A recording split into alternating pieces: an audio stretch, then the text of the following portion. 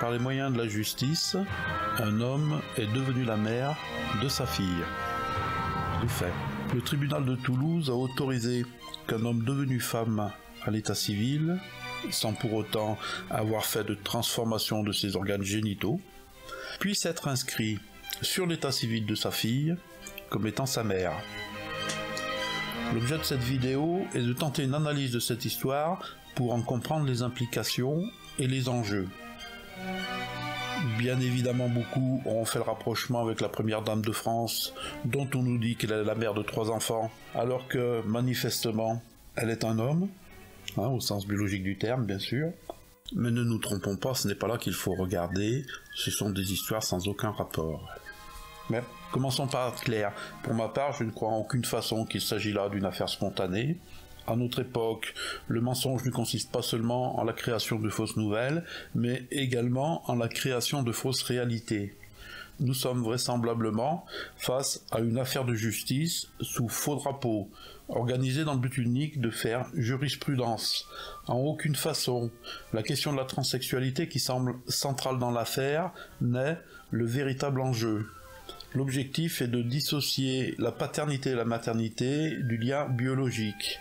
Il s'agit d'ouvrir la possibilité que soient reconnus parents des personnes qui se sont procuré un enfant par un moyen approprié autre que naturel, comme la GPA ou les usines à bébés. C'est l'ouverture de ce qu'on appelle le droit à l'enfant et de la marchandisation des enfants.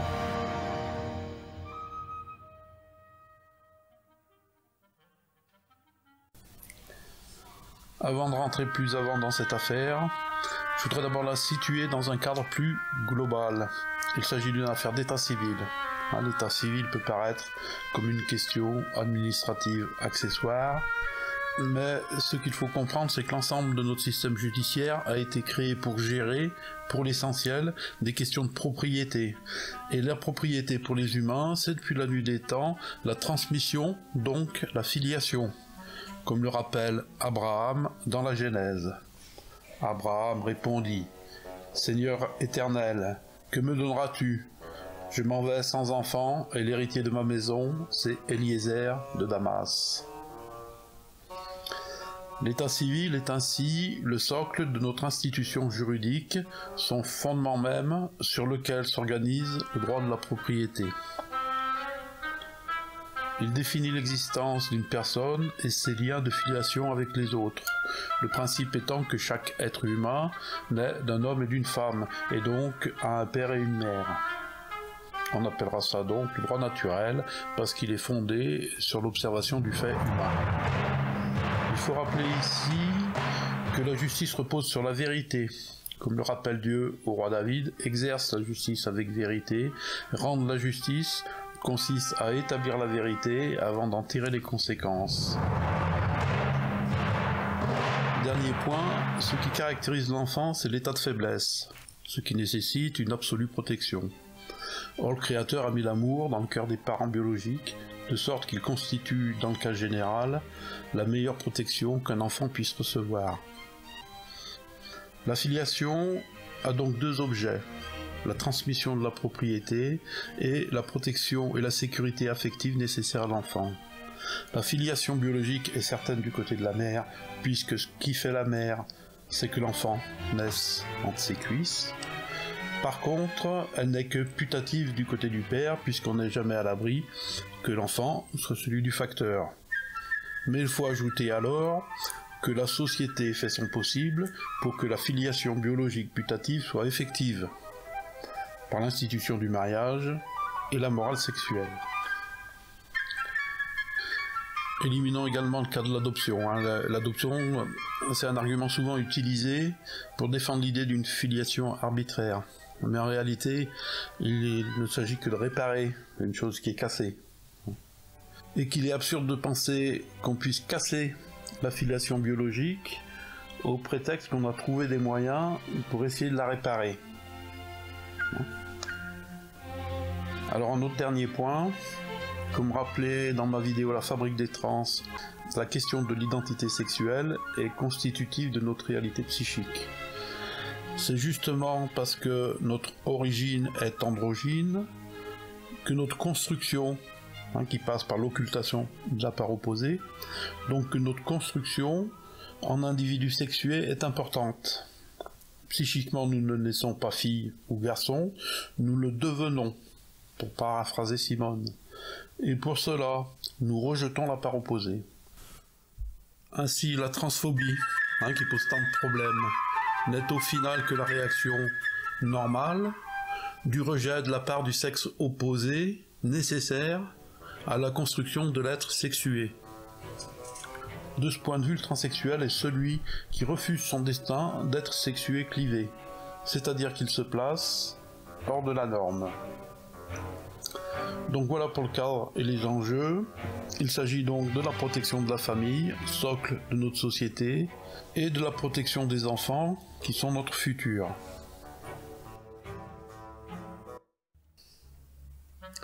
Revenons à notre affaire. Un homme marié et déjà père de 2 enfants obtient son changement de sexe par un jugement en 2011 et devient ainsi une femme à l'état civil. C'est en tant que femme, quelques années plus tard, et parce qu'il a conservé ses organes sexuels masculins, qu'il procrée naturellement avec celle qui est demeurée son épouse. Il opère alors à l'égard de l'enfant, né en 2014, une reconnaissance prénatale, déclarée de nature maternelle, non gestatrice, dont il demande par la suite la transcription à l'état civil. Pour cet homme, puisqu'il s'agit toujours d'un homme, par le fait, cet enfant, une fille, était son 3e enfant. Il l'avait eu toujours avec la même femme, avec qui il poursuivait la vie matrimoniale, comme avant de faire le changement de sexe à l'état civil. Sans doute que la dite femme étant passée entre-temps de femme hétérosexuelle à femme lesbienne aimant les femmes à pénis. Notons que sa demande de filiation de nature maternelle non gestatrice est un oxymore. Ce qui fait la mère par le fait, c'est la gestation. Parler donc d'une nature maternelle sans gestation ne veut donc strictement rien dire. D'autant que la gestation est justement le lieu où se crée le lien d'amour entre la mère et son enfant. Ce qui fait la réalité de la mère pour l'enfant, c'est ce lien d'amour qu'il a construit avec elle pendant qu'il grandissait dans le ventre de celle-ci, et rien d'autre. L'officier d'état civil refuse, simplement parce que l'enfant ayant déjà une mère ne saurait en avoir une seconde, puisque 2 femmes n'ont jamais eu d'enfant ensemble.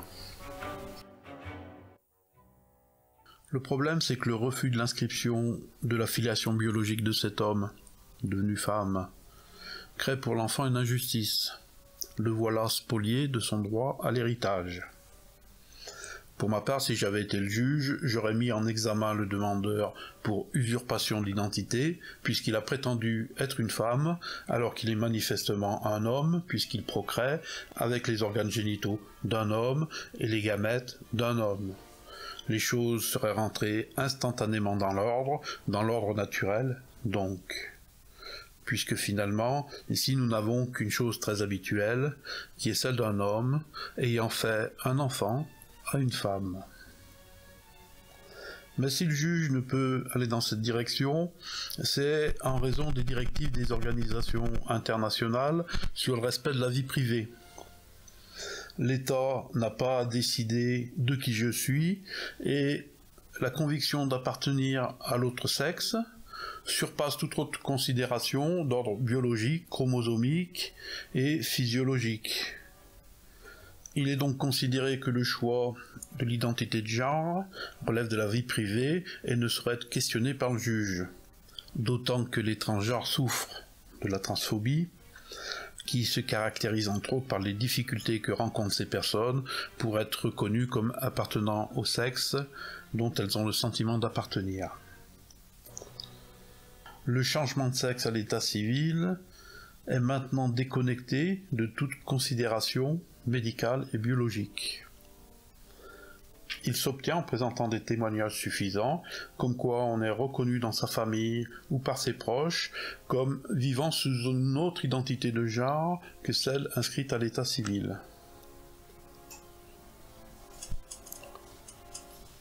Ce n'est que du déclaratif en somme, qui au final ne prétend que réparer une injustice, celle de ne pas être né avec un corps du genre qu'on aurait voulu.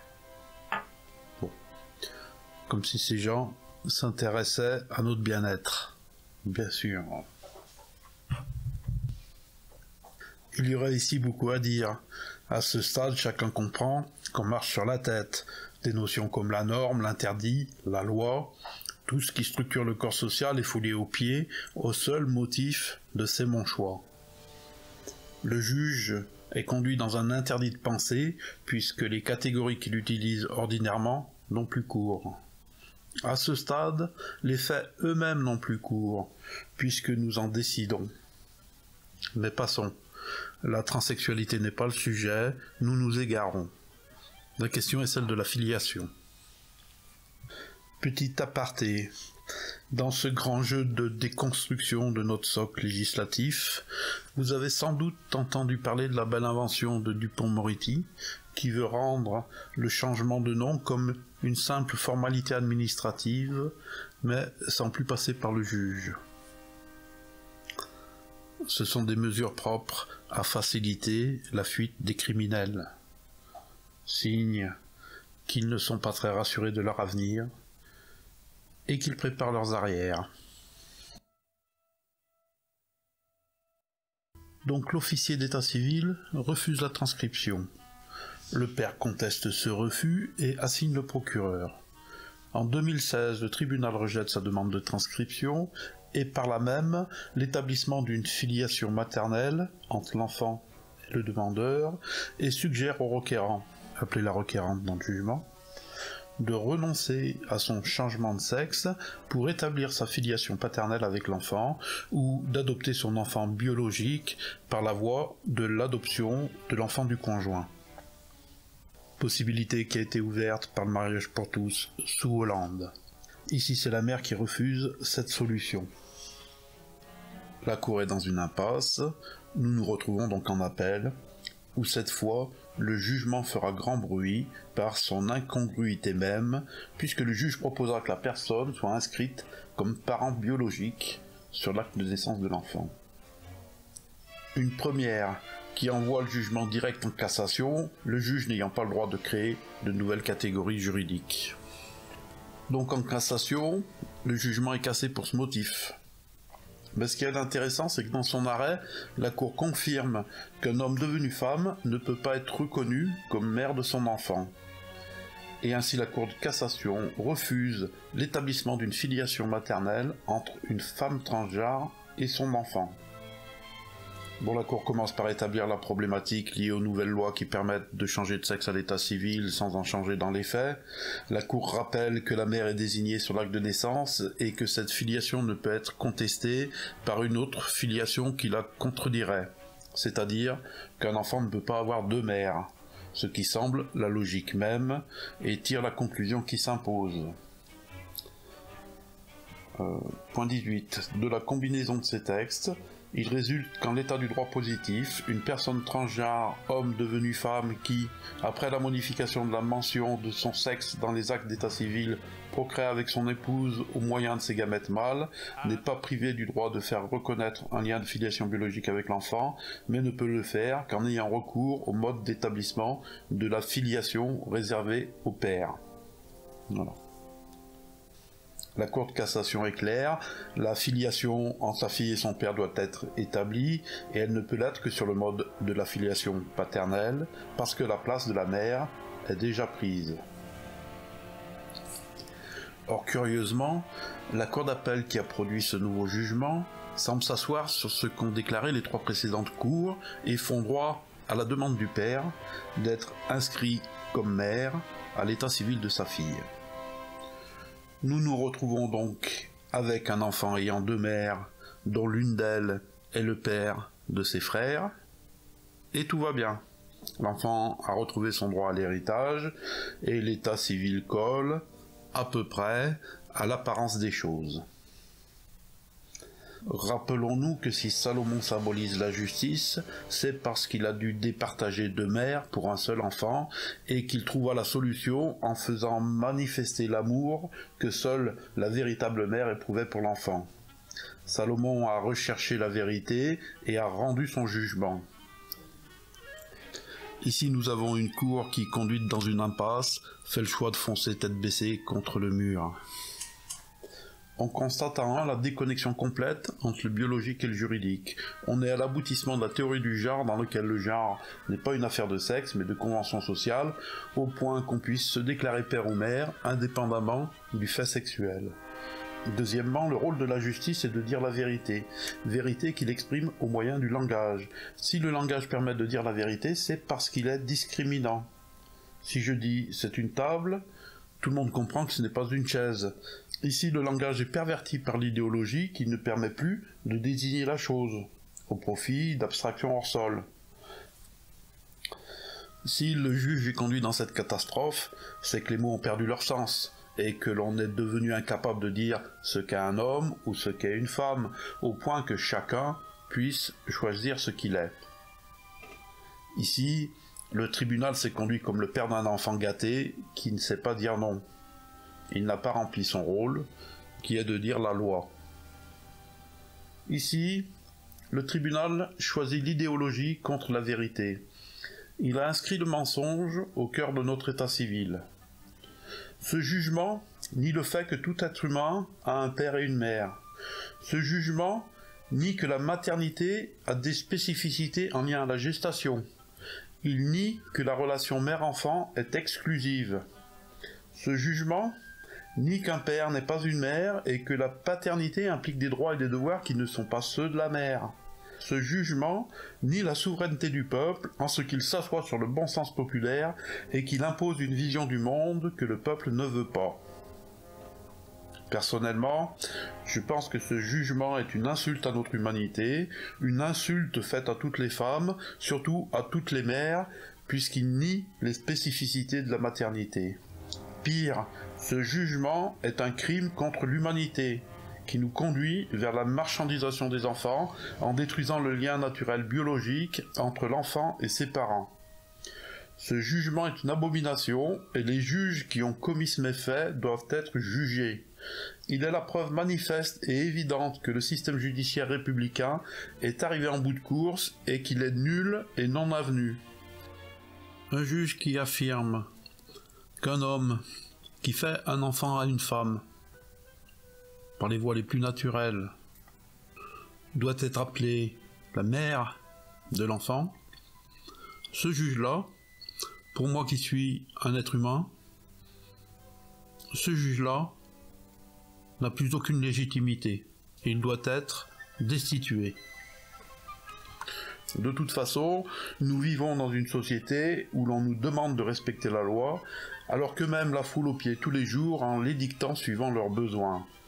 La République a vécu, il est temps de le constater.